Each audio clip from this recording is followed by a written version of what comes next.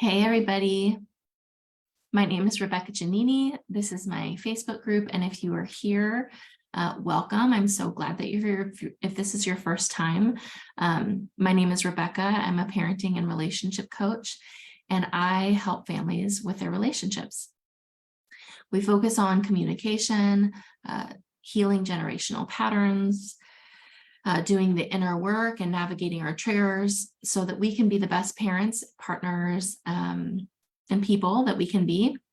And I go live every single week on so many different topics at 5:30 Pacific Standard Time. So tune in live, mark your calendars, and feel free to ask any questions in the chat. Feel free to ask questions, even if you're just watching this on the replay, because we do go back and monitor those questions. And sometimes we'll do a follow-up video if there's a specific question.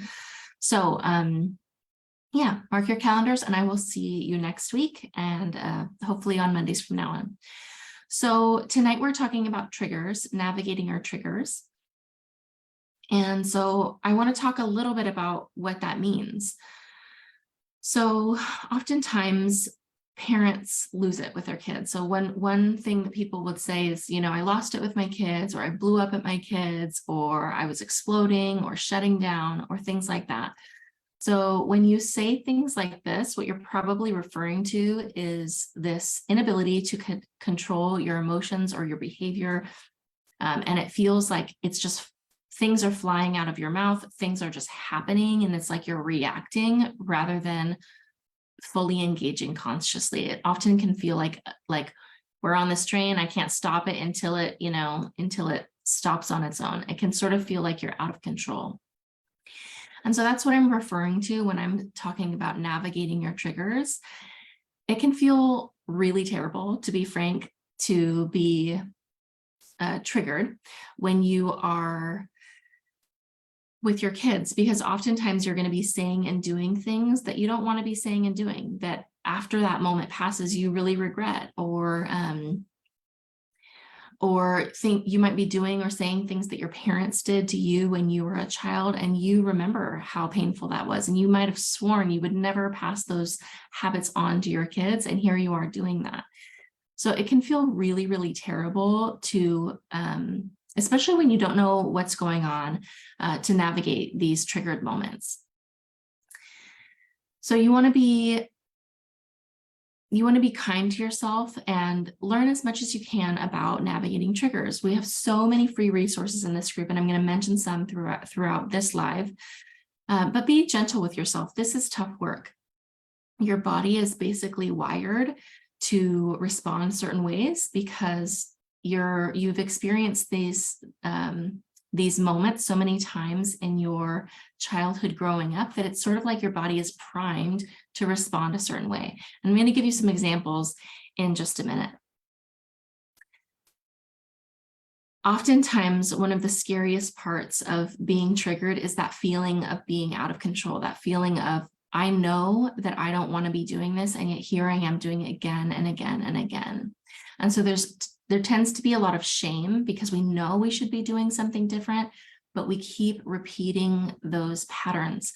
So if you are navigating shame as you're going through this parenting journey, let us know, put it in the comments. Just put shame in the comments, or guilt, or something like that, and we'll make sure we get you the resources that we have on shame. So back to triggers.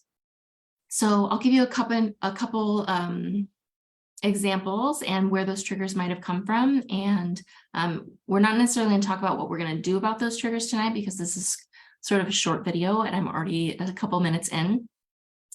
So a couple of the common responses I see from parents is being needed. So oftentimes when you didn't have your needs met as a child, someone needing you can be a major trigger. So somebody depending on you for food, somebody depending on you for emotional comfort, or somebody depending on you to take them places and to do things for them, that can feel suffocating almost, like it's like you're trapped, like you just can't escape. It can feel so viscerally terrible to be needed by someone. And kids need their parents all the time. So it can feel like, oh my gosh, I hate parenting. I didn't know it was going to be like this. But really what you're actually navigating is a trigger of being needed. And oftentimes, if you follow that back into childhood, what it means is that your needs probably weren't met a lot of the time. And you couldn't count on people to meet your needs. And so when you didn't have your needs met and other people are requesting their needs to be met, it can feel really awful because you're like, whoa, wait a second, I don't even have my needs met and you want me to take care of yours. And it can feel like you have to choose between yourself getting your own needs met and getting your child's needs met. And so that can feel really terrible, and it can sort of create this sort of perpetrator-victim dynamic where the child is viewed as the person causing the harm when really they're just having needs, having normal childhood needs. And it can cause a lot of resentment in the parent if they're not aware that this is actually a trigger, that this is actually an old wound that needs care. Another common trigger that I see a lot is disrespect or lack of immediate compliance or immediate obedience. So if you grew up in a house where you weren't allowed to talk back, you weren't, and talk back, I have, in air quotes, right? You weren't allowed to talk back. You weren't allowed to advocate for yourself or have an opinion or anything like that. If you grew up in a house like that, and you were expected to jump when mom or dad says jump, when your child doesn't do that, it can send you into an immediate like rage storm, right? Because the expectation is when you ask your child to do something that they would do that same thing. And you might have hated when your parents expected that of you, but there's something in your wiring because you grew up in that situation that it just feels like the right thing is for them to immediately jump, them to immediately obey. And so if you find yourself being triggered by disrespect, a lot of parents describe that trigger as disrespect, you probably have some healing to do in your own wound of not being able to advocate for yourself, not feeling heard, not being able to have your own autonomy and think through things, speak up for yourself.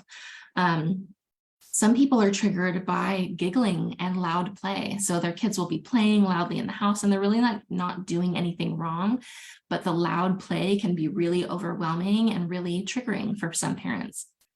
And that is an indication that probably play wasn't safe.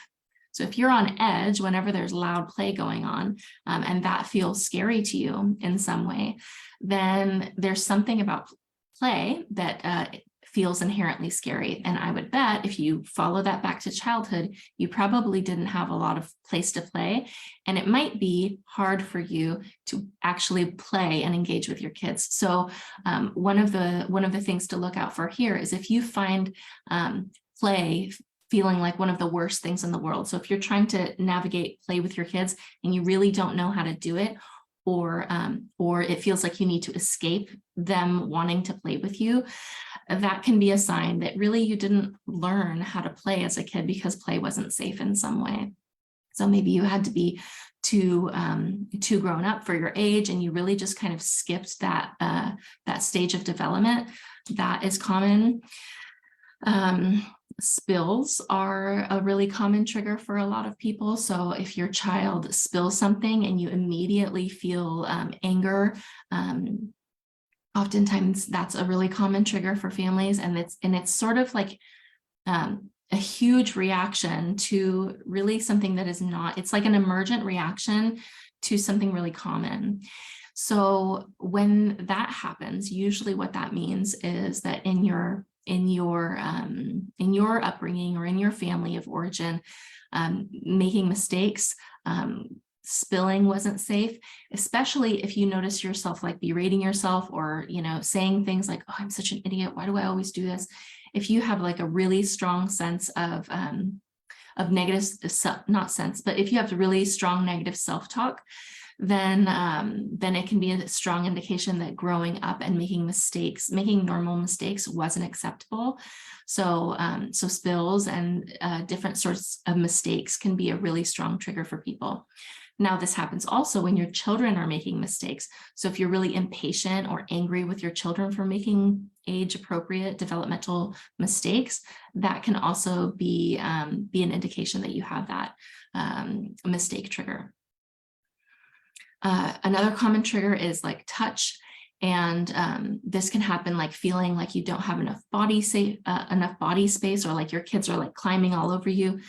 Now, there's a certain amount of being sort of touched out that can be just really common with having young kids, because kids have, you know, a lot of needs. So if you have several kids who are young, it can be really easy to get touched out.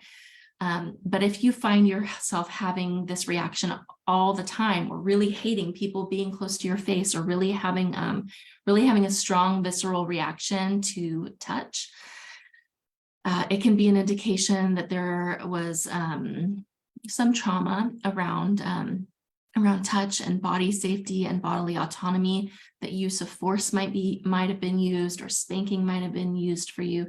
So you might be extra sensitive toward any type of physical touch, because basically your body is saying, hey, like, I don't have a choice here. Somebody's taking my choice, and your body is hypersensitive to that. So those are a couple of really common triggers. Of course, there are more. There are so many that we could talk about, but those are some really common ones. So if you find yourself navigating these triggers on a regular basis, let me know. Put in the comments what your common triggers are, and I'm going to go and check the comments now. I don't see any yet, but let me know what your triggers are, and I can help talk you through if you maybe don't even know what your triggers are.